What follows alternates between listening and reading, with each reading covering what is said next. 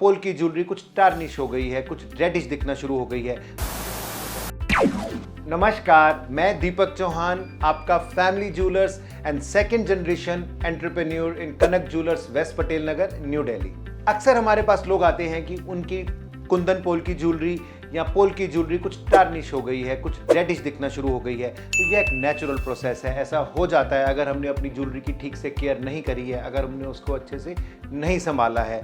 हम अपने क्लाइंट्स को गाइड करने के लिए हर ज्वेलरी के पीछे एक इस तरह का एक गाइडलाइंस दे देते हैं, जिन गाइडलाइंस में आप ये देख सकते हैं कि आपकी कुंदन पोल की ज्वेलरी को किस तरह से हैंडल करना है।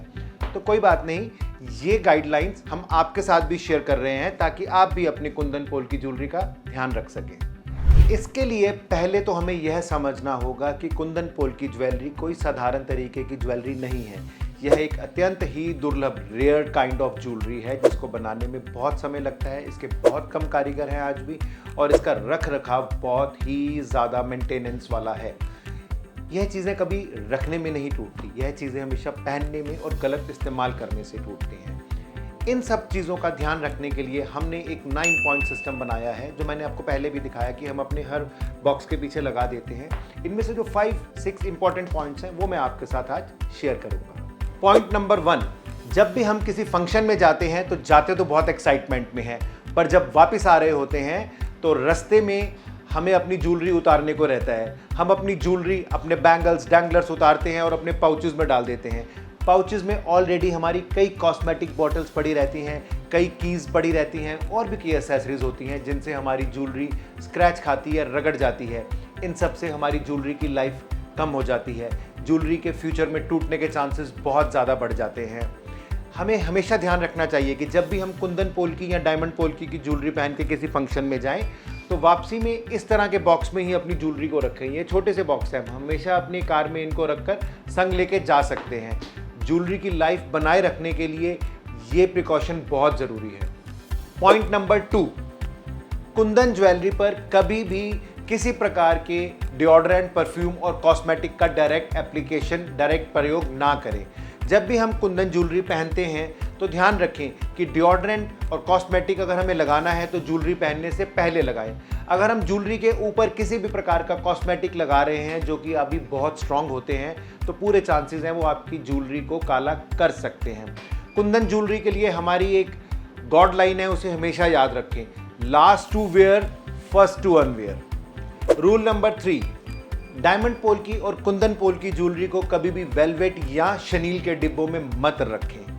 यह बहुत बड़ा कारण है डायमंड पोल की या कुंदन पोल की ज्वेलरी के काला हो जाने का। इसको हमेशा कॉटन में ही रैप करके रखें।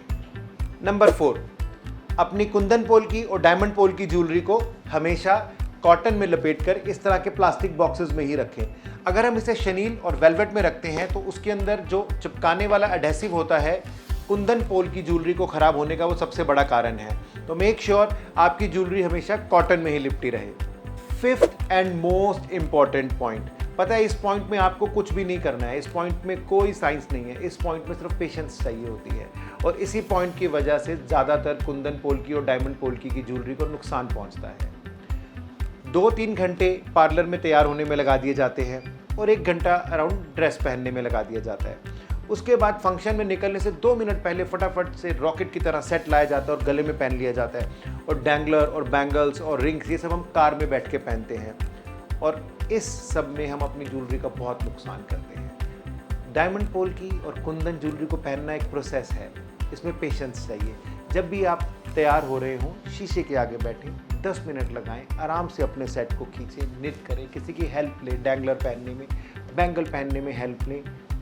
ये अकेला प्रोसेस आपकी लाइफ, आपकी ज्वेलरी की लाइफ को डबल कर सकता है। इसी तरह जब आप वापस आएँ, बहुत आराम से अपनी ज्वेलरी को उतारें, प्लास्टिक बॉक्स में रखें, कॉटन में लपेटें और फिर उसको पैक करके दोबारा से ठीक जगह पे रख दें। अक्सर ज्वेलरी इन्हीं 2 कारणों से टूटती है। अगर आप 5th पॉइंट का ध्यान रखेंगे तो पक्की बात है आपकी ज्वेलरी की लाइफ कई गुना बढ़ जाएगी। तो ये थे वो 5 पॉइंट्स जो आज हमने आप सबके साथ शेयर करे। अगर आपको हमारी ये वीडियो अच्छी लगी हो, इन्फॉर्मेटिव लगी हो, तो कृपया हमारे चैनल को लाइक और सब्सक्राइब करें और अपने दोस्तों से भी शेयर करें। और इस तरह की अगर आप और वीडियोस देखना चाहते हैं तो नीचे कमेंट करें, हम कोशिश करेंगे कि आपके लिए इस तरह की वीडियोस बार बार बनाते रहें। धन्यवाद।